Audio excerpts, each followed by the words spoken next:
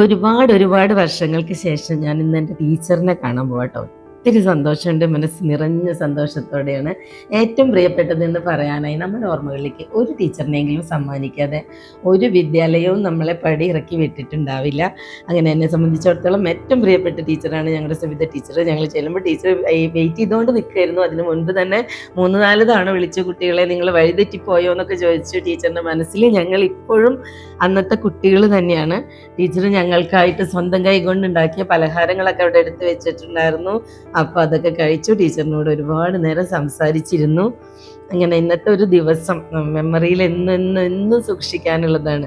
Teacher ആദ്യമായിട്ട് 8ാം ക്ലാസ്സിൽ ഞങ്ങളുടെ ക്ലാസ്സിലേക്ക് വന്നത്. സംസ്കൃതം പഠിക്കാൻ നിങ്ങൾക്ക് ആർക്കൊക്കെ താല്പര്യമുണ്ട്, സംസ്കൃതത്തിന് ചേരുന്നോ എന്ന് ചോദിച്ചിട്ടായിരുന്നു. ടീച്ചറിൻ്റെ സൗന്ദര്യം, ടീച്ചറിൻ്റെ ശബ്ദത്തിൻ്റെ ആ മാധുര്യം എല്ലാം കൂടി എന്താ പറയുക, ടീച്ചർ ഒരു അപ്സരസ് തന്നെയായിരുന്നു. ഞാൻ വേഗം എണീറ്റ് നിന്നു.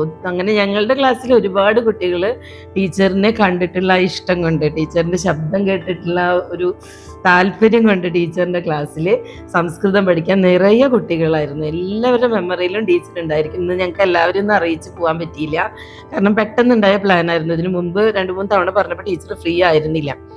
സുബിത ടീച്ചർ പഠിപ്പിച്ച രീതിയും പകർന്നു തന്ന സ്നേഹവും ഒരിക്കലും മറക്കാൻ പറ്റില്ല. തിരികെ പോയി ടീച്ചറിൻ്റെ ക്ലാസ് മുറിയിൽ ഒന്നുകൂടി ഇരിക്കാൻ കഴിഞ്ഞിരുന്നെങ്കിൽ. അത്രയ്ക്ക് ഇഷ്ടമാണ് ടീച്ചറെ ഞങ്ങൾക്ക്.